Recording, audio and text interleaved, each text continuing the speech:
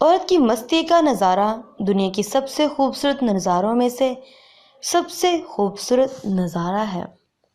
عورت تب تک تمہاری ہوتی ہے جب تک وہ تم سے روٹھتی ہے، ناراض ہوتی ہے، آنسو بہاتی ہے، وہ سب کہہ دیتی ہے جو من میں آتا ہے، بنا سوچے، بے دھڑک۔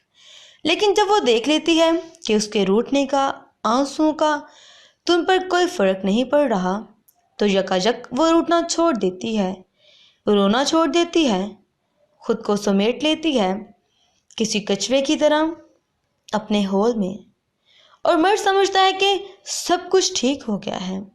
تم جان ہی نہیں پاتے اس کے دل میں طوفان امڑ رہا ہوتا ہے، کہیں نہ کہیں گلا کھوٹ اس نے اپنے جذبات کا، اور اب جو تمہارے پاس ہے وہ تمہاری ہو کے بھی تمہاری نہیں ہوتی۔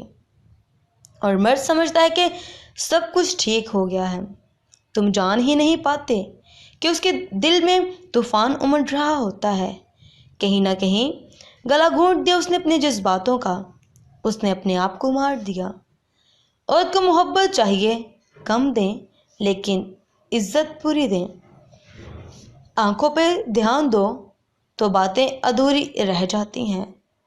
فرشتوں اور جنات کے پاس عبادت تو ہے، لیکن محبت اور عشق کی مستی فقط انسان کے نصیب میں ہے۔